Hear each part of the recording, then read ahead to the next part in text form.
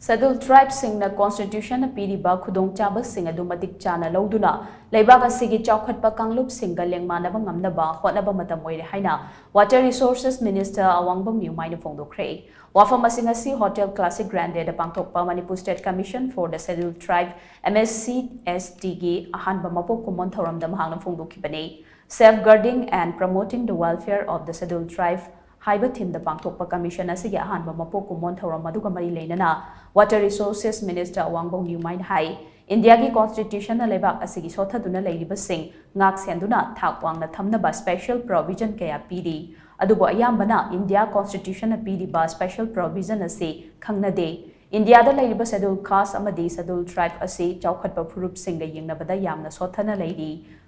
leiriba sing asigi phibam phaganaba scheduled tribe amadi scheduled caste kidamak National Commission semlaga thamli India ki constitution na piriba provision ase matik chaba Kanglup Shing da phanglibra natraga matam gi lengak na implement tauribara haiba du yengsinaba state ki thak tasu State Commission Assembly Indiana Ningkha Tamba Leibak ama oibadagi hairiba provision sing asi leirabani masida sunatana Manipurna statehood fangba si chahi yankai helabani adubo Manipurdadi commission asigi ahanba mapok kumon ngasi khak pangthokliba si karigino haiba si achobo wahanga mani Indian Constitution scheduled tribe kidamak thamliba special provision sing asi aikone state asigi khulkhulda leiriba mahiroi singda khanghanduna Leibak asida leiriba Chaokhatpa Phurup Singha Lengbannaba Ngamdana Hotnaba Matam Oire HAINA mahanga makhata ki Advanced society ga panaba kanda khoisi makhada leiriba akhoi bu uplift tonana HAINA sigumba provision mayamsu Government of India da Government of our India ke constitution makhada special provision HAINA thambire haraga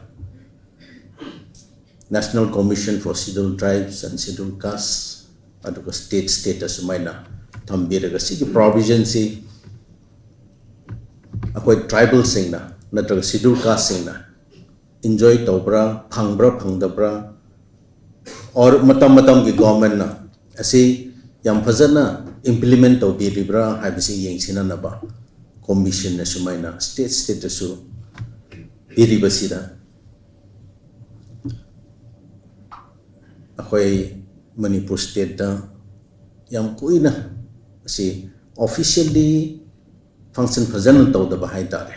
adugma yam kuina lekhi hanai tai I heard this very recently from the commission chairman. I was very critical when I met him a few days back. Why first day? Why first foundation day of this time? Since the inception of the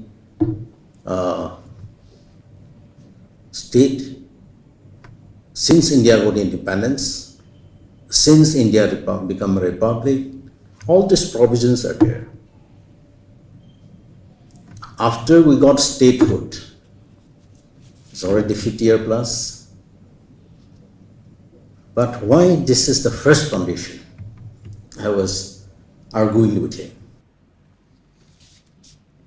Thoramaduda commission asigi chahi ama mapung pharakpagi mapok kumon ngamari leinana puthokpa sovnar amasu athoiba mithunglen singna phongdokhi ngasigi thoramaduda Water Resources Minister AWANGBOW NEWMAI MSCST chairperson Tulgal Matthew, Forest Environment and Climate Change ki Special Chief Secretary MH Khan, Kabui Mothers Association ki President Ranjita Golmai, Manipur Public Service Commission ki Chairperson SK Deva Burman, Jeliangrong Union Assam Manipur Nagaland ki President Ajang Rongmaina, Mathang Sitna Chief Guest Functional President amadi Special Guest oina sarkya ki.